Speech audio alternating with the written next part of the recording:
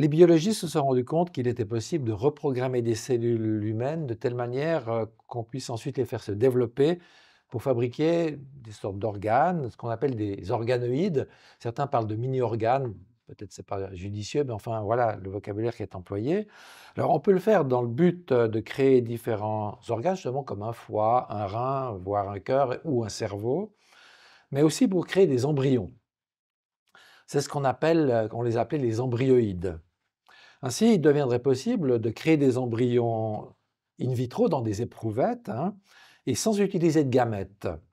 Cette technique se développe assez rapidement, d'après ce que j'ai vu, depuis une dizaine d'années, et soulève des questions quand même assez abyssales, hein. Ces embryoïdes sont-ils alors seulement des sortes de modèles embryonnaires qui servent à faire de la recherche pour mieux comprendre le développement des embryons et améliorer donc des grossesses, ou bien est-ce qu'il faudrait déjà les considérer comme des embryons proprement dits, de véritables embryons? Et si c'est le cas, comment est-ce qu'on va pouvoir encadrer juridiquement et éthiquement leur usage dans la recherche et au-delà, et sans créer d'abus, semble-t-il? Est-ce qu'on pourra pouvoir les implanter dans un utérus? Est-ce qu'il va s'en suivre une grossesse, une naissance? Et si c'est le cas, comment est-ce qu'on va le vivre, cela? Bref, est-ce qu'il s'agit d'embryons artificiels proprement dit? Quel est leur destin? Est-ce qu'il s'agit d'autre chose que des embryons? Et dans le fond, pourquoi est-ce qu'on s'est lancé dans cette recherche? Bonjour, oui, tout d'abord, je pensais parler effectivement de pourquoi ces recherches-là me semblent utiles. L'espèce humaine, en fait, elle est très mauvaise à faire des embryons. Comparé à énormément d'espèces, Mmh. à peu près 60 à 70% des grossesses échouent autour de la période de la nidation ou l'implantation de l'embryon dans l'utérus. Et donc ça, c'est quelque chose qu'on ne retrouve pas, par exemple, chez la souris, chez le lapin, chez énormément d'autres espèces. Et dans la plupart des cas, on n'a aucune idée des raisons qui font que les embryons s'implantent mal dans l'utérus des futures mères. Et donc ça, c'est vraiment une source majeure de certains de ces modèles qui sont vraiment dédiés à étudier le stade de l'anidation. Mmh. Donc, je vais vous parler d'un exemple de modèle qu'on appelle le blastoïde, qui a été développé par l'équipe de Nicolas Rivron à Vienne, et qui récapitule l'embryon au stade où il va venir s'implanter. Et effectivement, ces structures-là sont capables de s'implanter, vous avez parlé d'organoïdes, sont Mmh. capables de s'implanter sans développement futur, mais de s'implanter malgré tout dans des organoïdes, des mini-organes utérins. Donc, ils sont capables de déclencher la réponse de l'utérus. Et donc, on peut vraiment déchiffrer quelle est la cause de ces défauts? Vient-elle de l'embryon? Vient-elle de l'utérus? Et évaluer les contributions génétiques de chacune des deux parties. Donc ça, c'est une première raison qui justifierait l'utilisation de ces structures.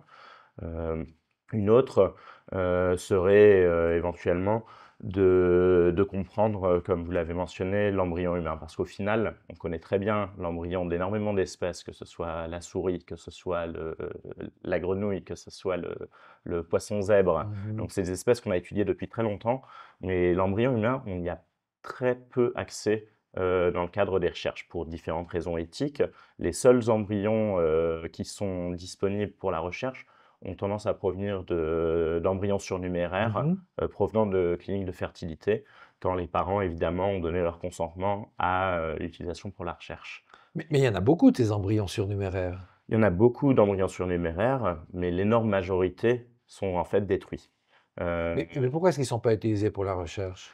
Parce qu'il faut un consentement, évidemment, Mmh. de la part des patients pour que ces embryons soient utilisés dans le cadre des recherches. Sachant qu'en plus, en Suisse, on a une législation qui fait qu'il est interdit de cultiver l'embryon humain euh, pour une période qui dépasse les 7 jours, Mmh. là où la plupart des pays mettent la limite à 14 jours. Donc la Mmh. Suisse est plus restrictive en la D'accord. matière que la plupart des pays. Mais même 14 jours, ça reste un stade très très précoce.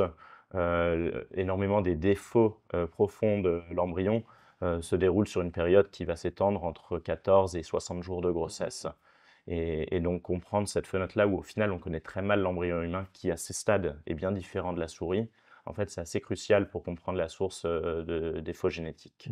Mais dans le fond, là, ce que vous dites, les périodes de 60 jours, à 60 jours, pour bien comprendre, c'est encore un embryon ou c'est déjà un fœtus? À 60 jours, c'est encore un embryon, c'est le stade où on est proche de D'accord. la différence avec le fœtus. Et donc pour en venir à ces modèles, qu'est-ce qui Mmh. est possible de faire maintenant, pour un peu essayer de séparer aussi la fiction, et la réalité? Hem, donc aujourd'hui, au final, c'est important de poser les questions du statut, de ces structures, Mmh. mais ce qu'il est possible de faire est encore très primitif. Donc aujourd'hui, il y a une équipe, par exemple, en Israël, qui a produit, une structure qui ressemblerait à un embryon humain à un stade d'à peu près 14 jours. Mmh. Hem, mais ce qu'il faut noter, c'est que, le taux de succès de ces structures est extrêmement faible. Mmh. Donc c'est à peu près il faut en faire, 200 pour en avoir une qui réussit. Donc aujourd'hui, on n'est pas du tout, dans une situation technologique où on maîtrise, ces technologies. On sait qu'elles peuvent fonctionner. On n'a pas du tout le savoir-faire pour produire quelque chose qui ressemble à de manière efficace et robuste et donc pour pouvoir se servir réellement de ces structures pour comprendre, l'embryon. Les stades plus précoces, on est beaucoup plus Mmh. efficace, mais ces stades, tardifs étant très relatif, heu, on est beaucoup moins, efficace dans le processus. D'accord, mais en général, dans la recherche, sur embryon ou ailleurs, on commence par faire des recherches sur les animaux, puis ensuite on passe à l'être humain. Dans le fond, bon, là, vous nous avez parlé de ce qui se fait chez les êtres humains, et c'est bien ce qui nous intéresse d'une certaine manière, mais est-ce qu'on est allé déjà beaucoup plus loin chez les animaux? Oui, tout à fait. Donc effectivement, chez la souris, donc par exemple, ce qui a été fait par d'ailleurs la même équipe qui a produit, ces embryoïdes, humains équivalents aux Mmh. 14 jours. Ils ont produit des structures, qui ressemblent à des embryons de souris, correspondant au stade 8 jours, de développement, ce qui chez l'humain correspondrait à peu près à 28 jours. Mmh. Donc effectivement, on est capable, encore une fois de manière très peu efficace, à se rendre à des stades beaucoup plus tardifs, chez la souris. Et c'est important effectivement de développer ces outils-là d'abord, chez les modèles, animaux pour comprendre, ce avec quoi on travaille, sur des modèles, humains. Et donc je voulais aussi mentionner quelque chose sur le statut, qu'ont ces structures. Donc Mmh. actuellement, légalement à l'échelle, suisse et internationale, ce sont des structures qui ont très peu d'encadrement, d'un point de vue légal. Ça commence à se mettre en place. Mmh. Heu, les organismes qui mettent en place des guidelines, de comment les utiliser. Donc il y a par exemple la Société internationale de recherche sur les cellules souches, hem, qui est, une organisation internationale qui doit être suivie pour pouvoir, publier dans des journaux, pour, obtenir des Mmh. financements et donc actuellement elle recommande, une limite, contrairement aux 14 jours qui est recommandé pour la culture d'embryons. Pour ces embryons ides humains, ils recommandent de ne pas dépasser les 28 jours. Heu, donc c'est actuellement ça qui est mis en place. Mais d'un point de vue légal en Suisse, il n'y a pas de législation précise outre la législation qui concerne les cellules souches. D'accord. Mais alors, je vais juste Mmh, revenir un petit moment sur la souris bien parce sûr. que ça m'intéresse. Vous dites on est allé beaucoup plus loin avec la souris, Mmh. mais est-ce qu'on est arrivé à des grossesses, voire à des naissances déjà? Parce qu'évidemment, une des inquiétudes, sans doute pour beaucoup, avec cette recherche sur les embryons humains, c'est que si on les implante et ça donne des bébés, comment réagir? Que dire, hein? Oui. C'est un très bon point qui amène sur 2 questions. Donc une, techniquement, qu'est-ce qui est possible? Et effectivement, aujourd'hui, on est très loin de pouvoir avoir des grossesses fonctionnelles de souris ou de primates à partir de structures synthétiques. Donc les 8 jours que je mentionnais, ça correspond à peu près un tiers de la grossesse.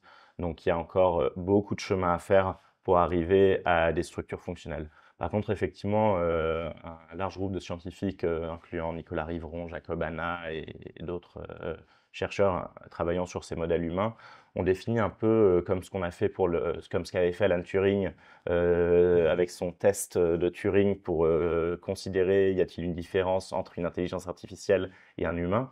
Donc, dans le cas de Turing, le test était si un humain n'est pas capable de faire la différence s'il s'adresse à une machine ou à un autre humain, on peut considérer que fonctionnellement, l'intelligence a réussi le test de Turing. Et donc de la même manière, ils ont réalisé un test de Turing mais adapté à ces modèles d'embryons. Et donc il y aurait deux conditions à remplir pour dire que légalement et éthiquement, il n'y a plus de différence ou de distinction à faire entre ces structures artificielles et un réel embryon. Donc la première condition serait effectivement, comme vous l'avez mentionné, de pouvoir aboutir chez des primates non humains, parce qu'évidemment on ne ferait jamais ce genre d'expérience chez des humains, mais de pouvoir implanter ces structures et aboutir à des naissances de primates non humains. Donc ça, ce serait une première condition. Et la deuxième serait de pouvoir produire de manière in vitro, mais sans implantation, des structures humaines équivalentes à des stades assez tardifs, comme 60 jours, avec une forte efficacité. Donc à partir du moment où ces deux conditions seraient remplies, effectivement, on peut considérer que la différence entre structure synthétique et embryon n'existe plus. Actuellement, d'un point de vue réaliste, on est extrêmement loin de ça, mais c'est important d'établir des guidelines dès maintenant. D'accord, donc ce que vous nous dites, c'est que ces embryons actuellement, ça ne sont pas des embryons. Ce ne sont pas des embryons. Il ne faut pas parler de mini-embryons, des choses de ce genre-là, hein, parce que dans le fond, c'est assez trompeur. Ce sont des structures, une sorte de modèles dans le fond scientifique, hein, voilà. Mais ça pourrait changer, c'est ça. Ça pourrait évoluer. Enfin, avec les progrès, on pourrait arriver à autre chose. Il faudra à ce moment-là, effectivement, comme vous dites, aviser, hein. Mais alors, il y a une chose quand même que je trouve étonnante, c'est que vous nous avez dit, on n'a pas le droit de faire des recherches en Suisse à plus de 7 jours, en Europe au plus de 14 jours, mais que ce serait bien de pouvoir aller plus loin. Or, ce ne sont pas des embryons. Pourquoi est-ce qu'on refuse d'aller plus loin et quelles sont les raisons des 14 jours? La raison des 14 jours déjà, c'est parce que ça correspond à un stade de l'embryon qui est un peu particulier, qui s'appelle la gastrulation. Donc moi, c'est d'ailleurs le stade du développement qui m'intéresse. C'est le stade en fait où tout se met en place. La tête, tout le plan du corps est mis en place lors de cette période du développement embryonnaire. Donc c'est vraiment une étape assez cruciale. Et donc on considère qu'au-delà de 14 jours, ça va être le stade où ce qui va se passer, ça s'appelle la neurulation, donc la mise en place du système nerveux, la mise en place du cœur. Donc on considère, d'un point de vue des agences de bioéthique, on considérait que c'était un stade qu'il ne fallait pas dépasser dans la recherche. Par contre, actuellement, y compris les organismes de recherche internationaux autorisent la culture de ces structures synthétiques, même si elle n'est pas possible techniquement, l'autorise jusqu'à 28 jours. D'accord. Et cette limite-là s'appliquerait pour la Suisse aussi, même si les vrais embryons ne peuvent pas être cultivés au-delà de 7 jours. C'est ça. Ok, ben, je vous remercie beaucoup, Alexandre, d'avoir répondu à la question et de nous avoir éclairé sur ce sujet des nouvelles biotechnologies assez fascinantes. Merci. Merci beaucoup.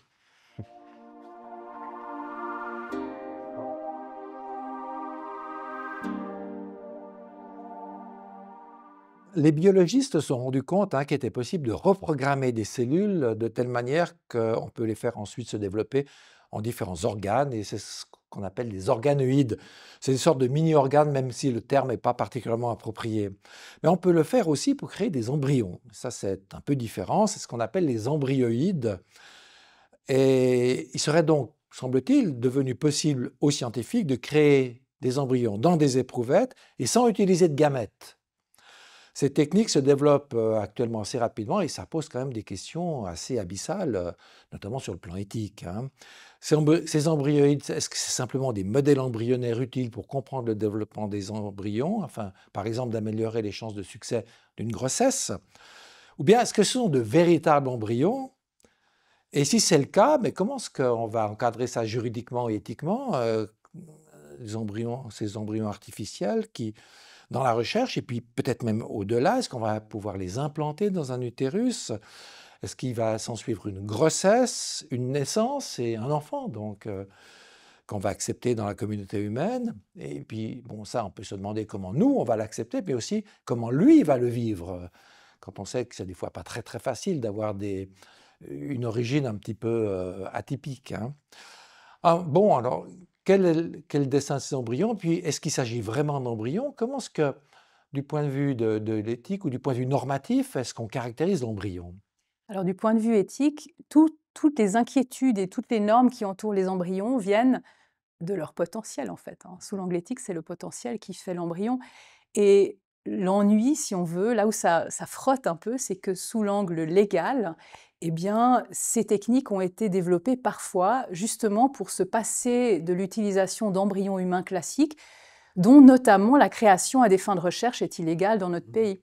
Et donc, puisque ça doit être soit des embryons, soit pas des embryons, on a un problème en fait, parce que lorsque la science et la technologie fonctionnent entre guillemets trop bien et réussissent trop bien à mimer une entité qu'on cherche à protéger, eh bien, ça devient quelque part la même entité et ça va devenir les mêmes protections qu'il faudrait lui octroyer. Alors ensuite, il y a des tas de choses qu'on ne sait pas, hein. Tu poses des questions ici à juste titre. Est-ce qu'on pourrait l'implanter? Est-ce que ça donnerait une grossesse et un enfant? Si on veut vraiment savoir si c'est techniquement réalisable, il faudrait en fait le faire.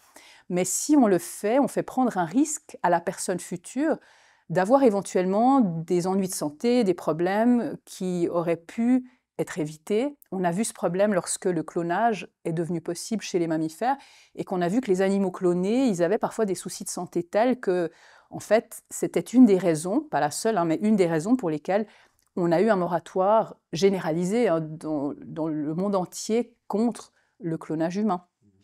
Une des raisons étant le fardeau de souffrance que ça pouvait engendrer pour les personnes qui auraient été ainsi conçues. On est face à un problème analogue ici. D'accord. Mmh. Mais donc, tu as dit que chez nous, il est interdit de créer des embryons pour la recherche, hein? Oui. Mais alors, si on crée ces embryоïdes, si on ne sait pas si ces embryoïdes sont des embryons, comment est-ce qu'on s'en sort? Alors en Suisse, pendant assez longtemps, il était interdit de congeler des embryons, mais il était autorisé de congeler des ovocytes imprégnés. Les ovocytes imprégnés étant des ovocytes fécondés, mais avant la fusion des noyaux.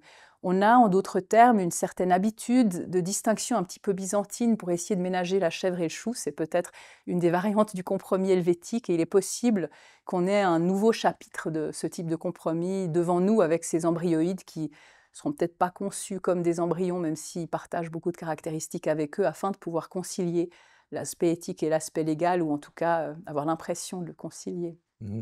Oui, d'ailleurs, j'ai lu qu'en Australie, je crois que les embryoïdes sont soumis au même régime juridique que les embryons. Bon, je crois que c'est les seuls qui font ça pour l'instant, hein.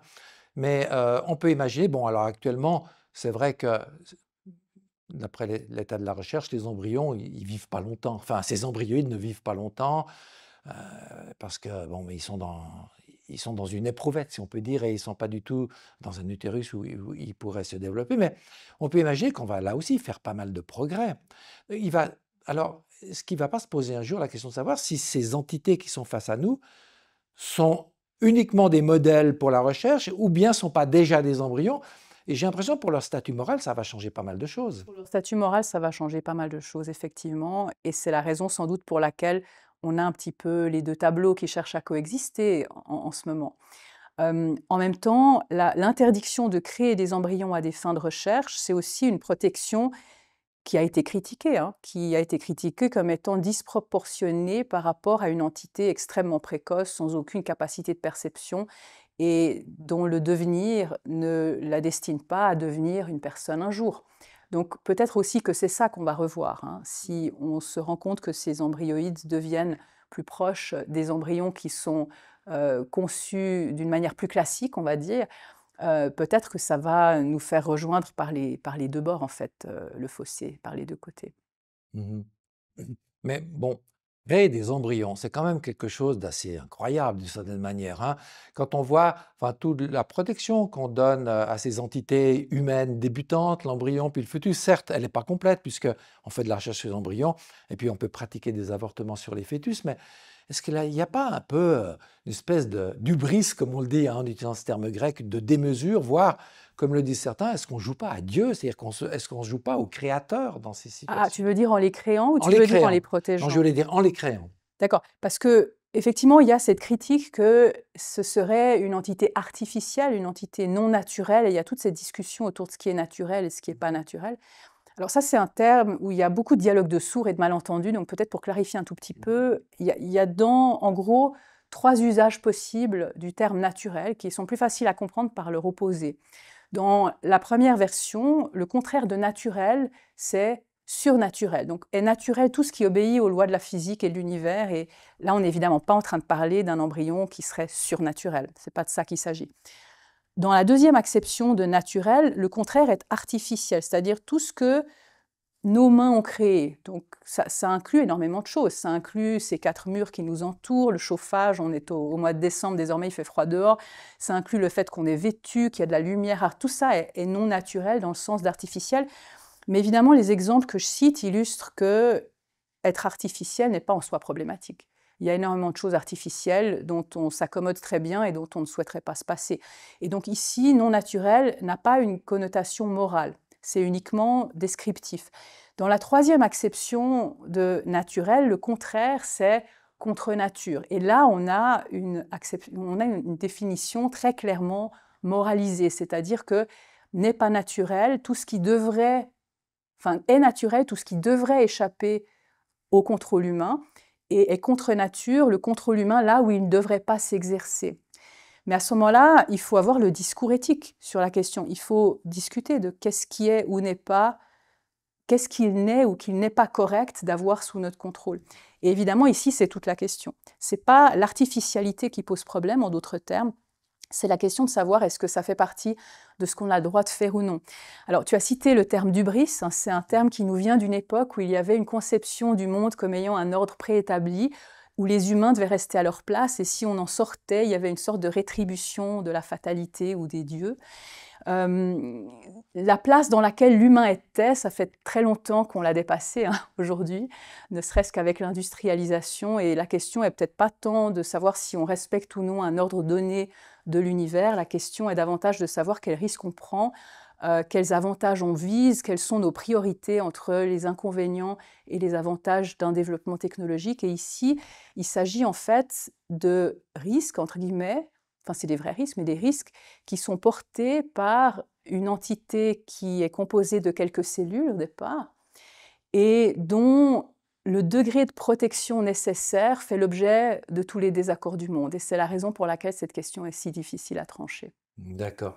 Parce que c'est vrai, quand on parle de l'artificiel, dans le fond, la procréation médicalement assistée, elle est déjà Elle est déjà artificialisée, on pourrait artificialisée. dire, hein. Et d'ailleurs, cette critique d'artificialité, c'est une critique qui suit la procréation médicalement assistée depuis ses origines et qui se retrouve à chaque nouveau progrès.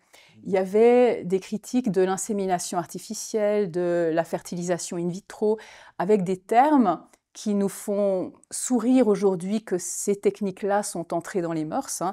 Les gens craignaient que ce soit des enfants sans âme qui naissent. Le bébé Alors, éprouvette, l'expression, oui, hein. c'est ça. On avait presque l'impression qu'on parlait de machine, en fait, lorsqu'on entendait le discours qui entourait ces naissances, alors qu'il s'agit bien évidemment d'êtres humains comme toi et moi, avec les mêmes droits, qui doivent avoir les mêmes prérogatives, le même statut, et ça ne devrait même pas faire débat, en fait. D'ailleurs, c'est un des enjeux, cette question de nos droits doivent être les mêmes, quelles que soient nos origines. C'est une des questions qui est peut-être un peu plus technique, mais délicate, dans le chapitre, à l'heure actuelle, le chapitre de science-fiction, hein, où il serait possible d'implanter des embryoïdes et que ça donne des enfants. Parce qu'évidemment, on a, en tout cas en Suisse, le droit de connaître nos origines, et ça voudrait dire que ces enfants devraient avoir le droit de connaître l'identité des donneurs, et les donneurs qui ont donné des cellules pour la recherche, et cellules qui auront peut-être été utilisées à d'autres fins à ce moment-là, eh bien, ils n'auront peut-être pas nécessairement été informés de cette éventualité, Or, c'est fondamental qu'il le soit. Lorsqu'il y a un don de sperme en Suisse, les donneurs donnent leur consentement au fait que non seulement leur apparence physique, hein, mais leur identité, c'est-à-dire leur nom et leur adresse, soit donnée aux enfants qui seraient issus de leur don si ceux-ci souhaitent avoir ces informations une fois atteinte leur majorité. Oui, on pourrait même aussi imaginer que les donneurs de cellules n'ont pas du tout envie qu'on fabrique des Voilà, embryons avec et leurs c'est clair cellules. que le consentement à être parent est assez fondamental quand même. Mhm. Et sans doute, ça Ouais. questionne aussi notre façon de Ouais. recueillir le consentement. Oui, c'est juste. Le consentement à être parent est assez fondamental et je me reprends juste sur ce terme de parent, un terme qui n'est pas octroyé aux donneurs de sperme, mais justement, il y a un cadre légal qui l'empêche. C'est-à-dire qu'il s'engage à ne pas être les parents des enfants qui seraient issus du don et ils ne peuvent pas non plus être recherchés en paternité par les parents d'intention. Ce cadre légal, il entoure spécifiquement le don de sperme. Si on implantait des embryoïdes et que ça donnait des enfants, on peut s'imaginer un scénario, c'est beaucoup d'hypothèses, hein, là, mais on peut s'imaginer un scénario où le couple irait rechercher en paternité le donneur et où il n'aurait pas de protection légale contre cela, alors même qu'on lui aurait même pas révélé que cette éventualité existait. On comprendrait à ce moment-là que la personne en aurait un peu gros sur la patate. Tout à fait. Et en plus de ça, on a un système juridique qui est basé sur le bien de l'enfant et Oui. évidemment, quel serait le bien de ces enfants-là? Enfin, je veux dire, c'est encore toutes sortes de questions ouvertes et merci Ouais. beaucoup, hein, Samia. Je Oui, encore m'excuse, j'ai de nouveau une petite rallonge. Oui. Pardon. Il y a un point qui est important. Tu as évoqué en introduction le fait que c'est pas nécessairement évident de digérer le fait qu'on est issu d'une origine inhabituelle. Ça, c'est un point vraiment important et qu'il ne faudrait pas focaliser uniquement sur des technologies de science-fiction, parce que les technologies de procréation médicalement assistée existantes posent parfois les mêmes problèmes. On a un droit de connaître nos origines, mais les enfants issus de dons de sperme, même s'ils ont le droit de savoir qui est l'identité du donneur, eh bien, ils doivent d'abord savoir qu'ils sont conçus avec un don. Et comme il est possible de choisir un donneur qui a une ressemblance physique avec les parents, pour en gros éviter le qu'en dira-t-on du voisinage, ça veut dire qu'en fait, on compte sur les parents pour leur révéler leurs origines et les parents, souvent, savent pas trop comment s'y prendre. Et un des résultats est que parfois, ces enfants ne savent pas et parfois apprennent lorsqu'ils font un test génétique à large échelle, enfin un test génétique ouvert au public. Et ça peut être assez traumatisant. L'accompagnement des parents pour les aider à expliquer correctement à leurs enfants ce qui s'est passé, ça, c'est un chapitre sur lequel on doit progresser, y compris pour des technologies déjà anciennes. Tout à fait. Merci beaucoup. D'ailleurs, ce sera l'objet d'un autre entretien, Voilà. donc c'est une question importante et merci. Merci.